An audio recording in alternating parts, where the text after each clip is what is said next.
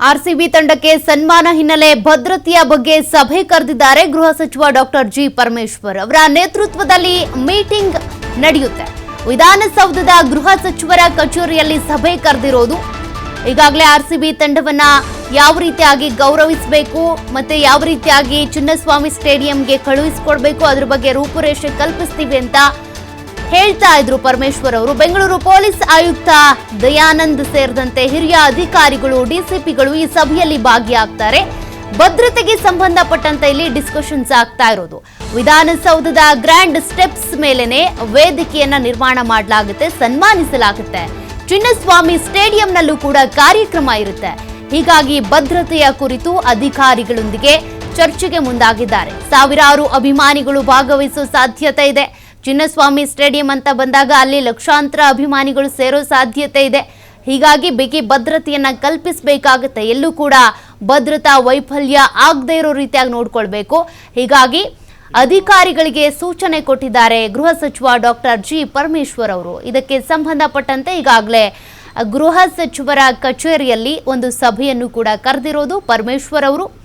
ಎರಡೂ ಕಡೆಯೂ ಕೂಡ ಭದ್ರತೆಯನ್ನು ವಹಿಸಬೇಕಾಗತ್ತೆ. ವಿಧಾನಸೌಧದಲ್ಲಿ ಗ್ರ್ಯಾಂಡ್ ಸ್ಟೆಪ್ಸ್ ಮೇಲೆ ನಡೆಯುವಂತಹ ಕಾರ್ಯಕ್ರಮ, ಅದಾದ ನಂತರ ಚಿನ್ನಸ್ವಾಮಿ ಸ್ಟೇಡಿಯಂನಲ್ಲಿ ನಡೆಯುವಂತಹ ಕಾರ್ಯಕ್ರಮ, ಎರಡೂ ಕಡೆಯೂ ಕೂಡ ಬಹಳ ಅಭಿಮಾನಿಗಳು ಬರ್ತಾರೆ, ಸೇರ್ತಾರೆ. ಯಾವುದೇ ಕೆಟ್ಟ ಘಟನೆಗಳಾಗಬಾರ್ದು. ಆರ್ಸಿಬಿ ತಂಡಕ್ಕೆ, ಆಟಗಾರರಿಗೆ ಭದ್ರತೆ ಒದಗಿಸಬೇಕಾಗತ್ತೆ. ಹಾಗಾಗಿ ಎಲ್ಲಾ ನಿಟ್ಟಿನಲ್ಲೂ ಕೂಡ ಭದ್ರತೆಗೆ ಸಂಬಂಧಪಟ್ಟಂತೆ ಒಂದು ಸಭೆಯನ್ನ ಕರೆದಿರೋದು ಗೃಹ ಸಚಿವ ಡಾಕ್ಟರ್ ಜಿ ಪರಮೇಶ್ವರ್ ಅವರು. ಅವರ ನೇತೃತ್ವದಲ್ಲಿ ನಡೀತಿರುವಂತಹ ಮೀಟಿಂಗ್ ಇದು. ಈ ಮೀಟಿಂಗ್ನಲ್ಲಿ ಕಮಿಷನರ್ ದಯಾನಂದ್ ಅವರು, ಅಧಿಕಾರಿಗಳು ಎಲ್ಲರೂ ಕೂಡ ಭಾಗಿಯಾಗಿದ್ದಾರೆ. ಎಲ್ರಿಗೂ ಕೂಡ ಸೂಚನೆ ಸಿಗ್ತಾ ಇದೆ ಯಾವ ರೀತಿಯಾಗಿ ಭದ್ರತೆಯನ್ನ ಕಲ್ಪಿಸಬೇಕಾಗುತ್ತೆ ಅಂತ. ಅನೇಕರು ಹೇಳ್ತಾರೆ ತೆರೆದ ವಾಹನದಲ್ಲಿ ಮೆರವಣಿಗೆ ಮಾಡಬಹುದಲ್ಲ ಅಂತ. ಬಟ್ ಭದ್ರತೆಯನ್ನ ವಹಿಸೋದು ಅಷ್ಟು ಸುಲಭದ ಮಾತಲ್ಲ. ಎರಡೂ ಕಡೆಯೂ ಕೂಡ ಭದ್ರತೆ ವಹಿಸಬೇಕಾಗುತ್ತೆ. ಅಟ್ಲೀಸ್ಟ್ 1 ಕಿಲೋಮೀಟರ್ ಆದ್ರೂ ಮೆರವಣಿಗೆಗೆ ಅವಕಾಶ ಕೊಡಿ ಅಂತ ಹೇಳ್ತಿದ್ದಾರೆ ನಿಜ. ಬಟ್ ಅಲ್ಲಿ ಭದ್ರತಾ ವೈಫಲ್ಯ ಆಯ್ತು ಅಂದ್ರೆ ಪೊಲೀಸ್ ಇಲಾಖೆಗೆ ಕಳಂಕ ಬಂದಂತಾಗುತ್ತೆ. ಹಾಗಾಗಿ ಆ ರೀತಿ ಆಗಬಾರ್ದು ಅನ್ನುವಂಥ ನಿಟ್ಟಿನಲ್ಲಿ ಗೃಹ ಸಚಿವ ಪರಮೇಶ್ವರ್ ಅವರು ಒಂದು ಮೀಟಿಂಗ್ ಕರೆದಿದ್ದಾರೆ.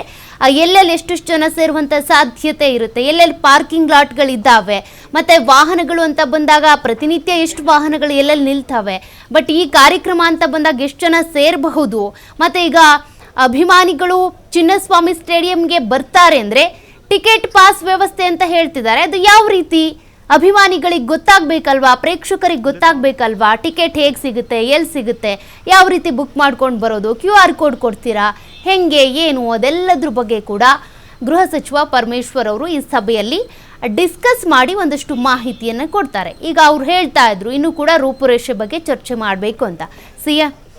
ಸಿಎಂ ಸಿದ್ದರಾಮಯ್ಯನವ್ರನ್ನ ಭೇಟಿ ಮಾಡಿದ್ದಾಗಿದೆ. ಈಗ ಗೃಹ ಸಚಿವರ ಕಚೇರಿಯಲ್ಲೇ ಸಭೆ ನಡೀತಾ ಇರೋದು. ಮತ್ತಷ್ಟು ಡೀಟೇಲ್ಸ್ ಕೊಡ್ತಾರೆ ಪ್ರತಿನಿಧಿ ಶಿವಕುಮಾರ್. ಈಗಾಗಲೇ ಸಿಎಂ ಸಿದ್ದರಾಮಯ್ಯನವ್ರನ್ನ ಗೃಹ ಸಚಿವರು ಭೇಟಿ ಮಾಡಿದ್ದಾಗಿದೆ. ಈಗ ಸಭೆ ಕೂಡ ಕರೆದಿದ್ದಾರೆ. ಅಧಿಕಾರಿಗಳು, ಕಮಿಷನರ್ ಎಲ್ಲರೂ ಕೂಡ ಭಾಗಿಯಾಗಿರೋದು.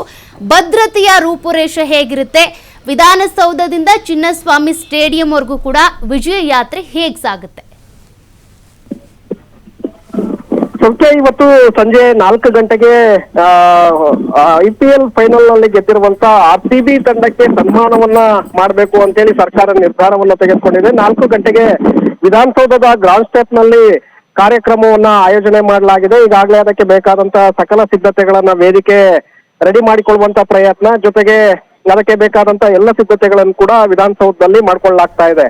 ಇದರ ಜೊತೆಗೆ ಬಿಗಿ ಭದ್ರತೆಯನ್ನ ಕೈಗೊಳ್ಳಬೇಕಾಗತ್ತೆ. ಆ ನಿಟ್ಟಿನಲ್ಲಿ ಗೃಹ ಸಚಿವರು ಕೂಡ ಮುಖ್ಯಮಂತ್ರಿಗಳನ್ನ ಭೇಟಿ ಮಾಡಿದ್ರು, ಅವರ ಜೊತೆ ಮಾತುಕತೆಯನ್ನ ನಡೆಸಿದ್ದಾರೆ. ನಂತರ ಪೊಲೀಸ್ ಅಧಿಕಾರಿಗಳ ಜೊತೆ ಕೂಡ ಈಗಷ್ಟೇ ಅವರು ವಿಧಾನಸೌಧದ ಕಚೇರಿಯಲ್ಲಿ ಸಭೆಯನ್ನ ನಡೆಸಿದ್ರು. ಪೊಲೀಸ್ ಆಯುಕ್ತರು, DCPಗಳು ಹಾಗೆ ಹಿರಿಯ ಅಧಿಕಾರಿಗಳ ಜೊತೆ ಸಭೆಯನ್ನು ನಡೆಸಿ ಕಾರ್ಯಕ್ರಮವನ್ನ, ಯಾಕೆಂದ್ರೆ ಸಾವಿರಾರು ಜನ ಬೆಂಬಲಿಗರು, ಅಭಿಮಾನಿಗಳು ಇಲ್ಲಿಗೆ ಬರೋದ್ರಿಂದ, ಜೊತೆಗೆ ಈಗಾಗಲೇ ವಿಧಾನಸೌಧಕ್ಕೆ ಸಾರ್ವಜನಿಕರಿಗೆ ಪ್ರವೇಶ ಇಲ್ಲ ಅನ್ನುವಂಥದ್ದನ್ನ ಅಧಿಕೃತವಾಗಿ ಸೂಚನೆ ಹೊರಡಿಸಲಾಗಿದೆ. ಆದ್ರೆ ಚಿನ್ನಸ್ವಾಮಿ ಸ್ಟೇಡಿಯಂನಲ್ಲಿ ಸಾವಿರಾರು ಜನ ಅಲ್ಲಿ ಸೇರ್ತಾರೆ ಅನ್ನುವಂತ ನಿರೀಕ್ಷೆಗಳಿದೆ. ಸುಮಾರು 2 ಲಕ್ಷಕ್ಕೂ ಹೆಚ್ಚು ಜನ ಸೇರಬಹುದು ಅನ್ನುವಂತ ನಿರೀಕ್ಷೆ. ಆ ಕಾರಣಕ್ಕೆ ಎರಡೂ ಕಡೆಗಳಲ್ಲೂ ಕೂಡ ಬಿಗಿ ಭದ್ರತೆಯನ್ನ ಮಾಡ್ಬೇಕಾಗತ್ತೆ. ಅಭಿಮಾನಿಗಳನ್ನ ಅವಾಯ್ಡ್ ಮಾಡ್ಬೇಕಾಗತ್ತೆ. ಯಾಕಂದ್ರೆ ಸ್ವಲ್ಪ ಯಾಮಾರಿದ್ರು ಮತ್ತೆ ಬೇರೆ ಸನ್ನಿವೇಶಗಳಿಗೆ ಕಾರಣ ಆಗ್ಬಹುದು. ಆ ಕಾರಣಕ್ಕೆ ಅಧಿಕಾರಿಗಳ ಜೊತೆ ಯಾವ ರೀತಿಯಾದಂತ ಒಂದು ಭದ್ರತೆಗೆ ಸಂಬಂಧಪಟ್ಟಂತೆ ತಯಾರಿಯನ್ನ ಮಾಡ್ಕೊಂಡಿದ್ದೀರಿ, ಮತ್ತೆ ಎಷ್ಟು ಪೊಲೀಸ್ ಸಿಬ್ಬಂದಿಯನ್ನ ಈ ಒಂದು ಬಿಗಿ ಭದ್ರತೆಗೆ ನಿಯೋಜನೆ ಮಾಡ್ತಾ ಇದ್ದೀರಿ ಅನ್ನುವಂತ ಮಾಹಿತಿಗಳನ್ನು ಕೂಡ ಪರಮೇಶ್ವರ್ ಅವರು ಪಡ್ಕೊಂಡಿದ್ದಾರೆ. ಜೊತೆಗೆ ಯಾವುದೇ ಅಹಿತಕರ ಘಟನೆಗಳಾಗಬಾರ್ದು, ಎಲ್ಲವೂ ಕೂಡ ಸುಗಮವಾಗಿ ಆಗ್ಬೇಕು. ವಿಧಾನಸೌಧದಿಂದ ಹಿಡಿದು ಚಿನ್ನಸ್ವಾಮಿ ಸ್ಟೇಡಿಯಂ ವರೆಗೆ ಬಿಗಿ ಭದ್ರತೆಯನ್ನ ನೀವು ಸಂಪೂರ್ಣವಾಗಿ ಮಾಡಬೇಕು. ಮತ್ತೆ ಯಾವುದೇ ಘಟನೆಗಳಿಗೆ ಅವಕಾಶವನ್ನ ಮಾಡಬೇಡಿ. ಅದಕ್ಕೆ ಬೇಕಾದಂತ ಎಲ್ಲ ಸಿದ್ಧತೆ ತಯಾರಿಗಳನ್ನು ಕೂಡ ನೀವು ಸಂಜೆ 4 ಗಂಟೆಗೆ ಮಾಡ್ಕೊಳ್ಬೇಕು ಅನ್ನುವಂತ ಸೂಚನೆಯನ್ನು ಕೂಡ ಈಗಷ್ಟೇ ಕೊಟ್ಟಿದ್ದಾರೆ. ಇದೀಗ ಸಭೆಯನ್ನ ಮುಗಿಸಿ ವಿಧಾನಸೌಧದ ಗ್ರಾಂಡ್ ಸ್ಟೆಪ್ ಬಳಿ ಪರಮೇಶ್ವರ್ ಅವರು ಆಗಮಿಸಿದ್ದಾರೆ. ಅಲ್ಲಿ ತಯಾರಿ ಯಾವ ರೀತಿಯಾಗಿ ಸಾಗ್ತಾ ಇದೆ ಅನ್ನುವಂಥದ್ದನ್ನು ಕೂಡ ಈಗ ಸಿಬ್ಬಂದಿಗಳ ಜೊತೆ ಚರ್ಚೆಯನ್ನ ಮಾಡ್ತಾ ಇದ್ದಾರೆ. ಸೌಖ್ಯ. ಓಕೆ, ಥ್ಯಾಂಕ್ ಯು ಶಿವಕುಮಾರ್ ಮಾಹಿತಿಗೆ.